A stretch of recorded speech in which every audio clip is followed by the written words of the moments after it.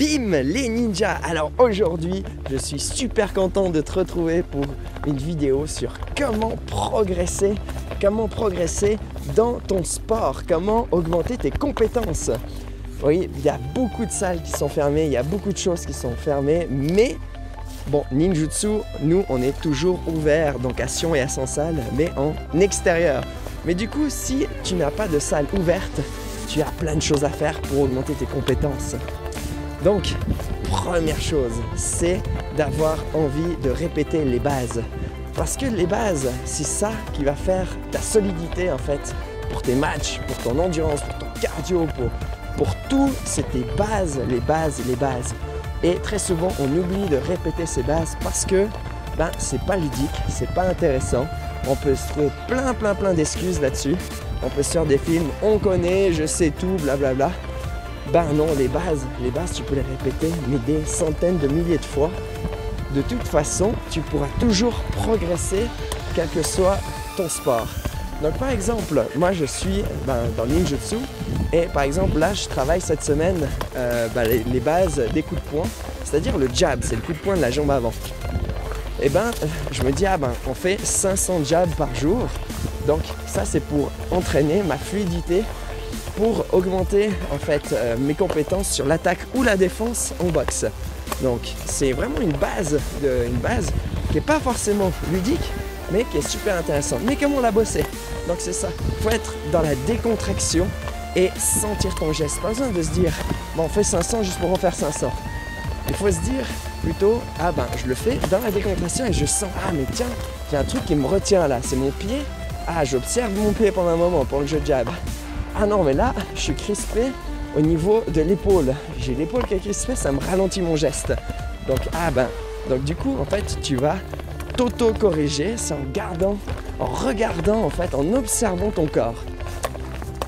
Bien sûr, il y a une des choses essentielles déjà pour augmenter tes compétences, c'est déjà d'avoir le mindset de dire pas « Oh, c'est la catastrophe, il y a tout qui est fermé, je suis foutu, je peux rien faire ».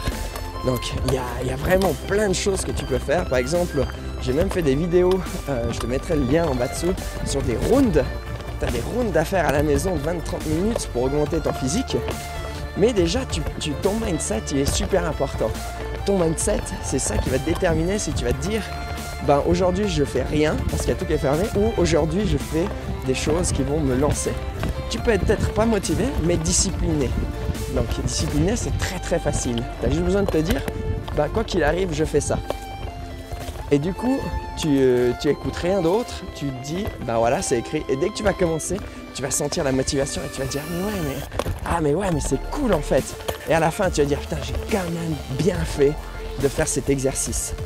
Et du coup, tu vas essayer de voir l'importance, tu vas vraiment essayer de comprendre l'importance de l'exercice que tu veux mettre en route. Parce que si tu ne veux pas mettre d'importance, tu vas faire ça pendant 1 semaine, 2 semaines et tu vas abandonner. C'est pour ça que j'appelle ça la persévérance et c'est vraiment la chose essentielle. C'est simplement de se dire, je le fais à vie cet exercice. Je le fais à vie.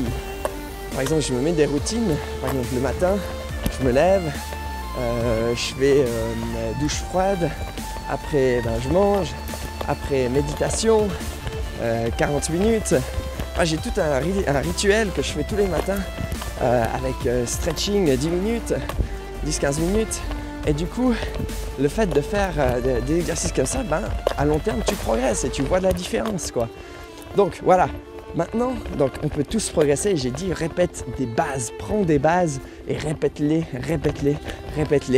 jusqu'à ce que tu deviennes un maître dans les bases. Et dès que tu es le maître dans les bases, tu vas arriver sur ton terrain de jeu. Ça va donner. Donc, par exemple, tu fais du foot, du tennis ou du football américain, rugby.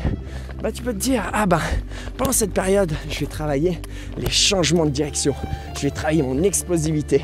Je veux que quand je retourne sur le terrain, je démonte tout.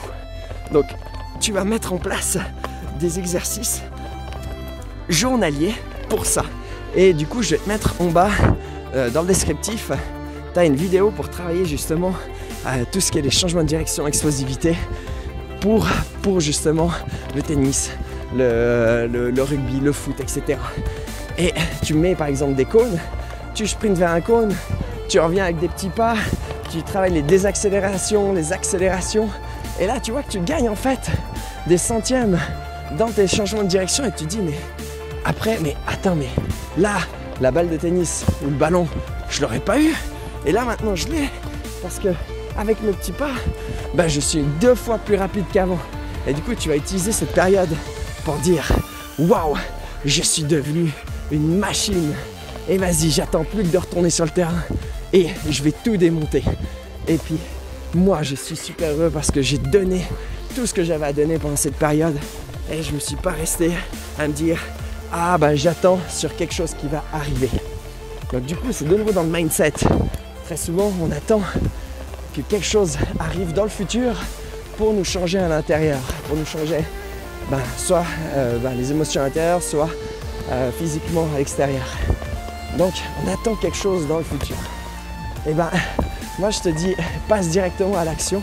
Attends pas quelque chose qui risque de même pas arriver dans le futur. Hein? Parce que oui, on attend, parce que si, parce que... Non, vas-y, fonce. T'as pas le temps. Le temps, il est limité. Et du coup, s'il est limité, tu peux te donner à 200 millions de pourcents.